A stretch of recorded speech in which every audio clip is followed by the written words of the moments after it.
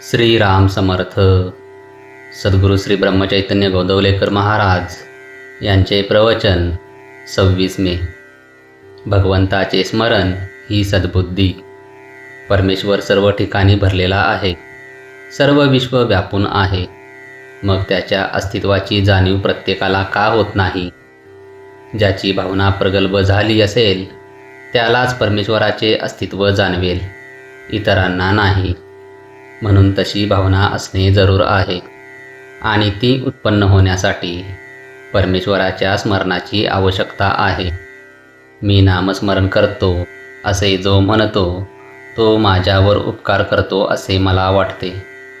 कारण जी व्यक्ती नामस्मरण करते ती स्वतःचा उद्धार करून घेत असते, म्हणजे पर्यायाने माझ्यावर उपकारच करीत असते.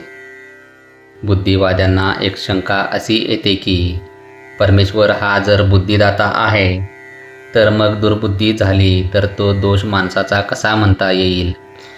याला उत्तर असे की बुद्धिदाता परमेश्वर आहे हे अगदी खरे, पण त्या बुद्धीची सद्बुद्धी किंवा दुर्बुद्धी का होते हे पाहणे जरूर आहे. प्रकाश काळोख या दोहोलाही कारण सूर्यच असतो. सूर्याचे अस्तित्व हे उजेडाला आणि नास्तित्व हे काळोखाला कारण आहे. तसे भगवंताचे स्मरण हे सद्बुद्धीला आणि विस्मरण हे दुर्बुद्धीला कारण आहे. म्हणून बुद्धिदाता परमेश्वर हे जरी खरे असले तरी सद्बुद्धी वा दुर्बुद्धी ठेवणे हे मनुष्याच्या हातात आहे. भगवंताचे स्मरण ठेवले म्हणजे दुर्बुद्धी होणार नाही. म्हणून नेहमी भगवंताच्या स्मरणात राहावे आणि याला उपाय म्हणजे नामस्मरण.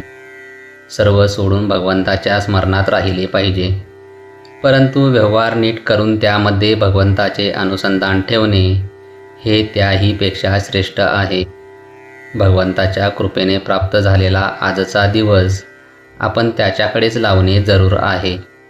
भगवंताचे अनुसंधान ठेवले म्हणजे दिवस त्याच्याकडे लागतो. अशा रीतीने आजचा दिवस भगवंताच्या अनुसंधानात घालवला तर आपल्याला नित्य दिवाळीच आहे. अनुसंधानात स्त्री पुरुष, श्रीमंत गरीब हे भेद नाहीत. इतर साधनांनी जे साधायचे ते नुसत्या अनुसंधानाने साधते. हाच या युगाचा महिमा आहे. इतर विषय मनात न येता एकाच विषयावर मन एकाग्र होणे याला अनुसंधान असे म्हणतात. भगवंताचे अनुसंधान हेच खरे पुण्य होय आणि हीच आयुष्यात मिळवण्याची एकमेव गोष्ट होय. एक भगवंताचे अनुसंधान ठेवा म्हणजे इतर सर्व गुण आपोआप मागे चालत येतील.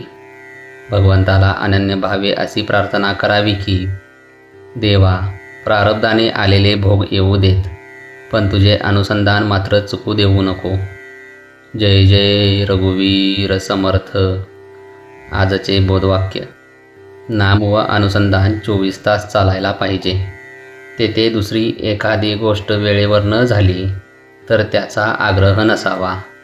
श्रीराम समर्थ.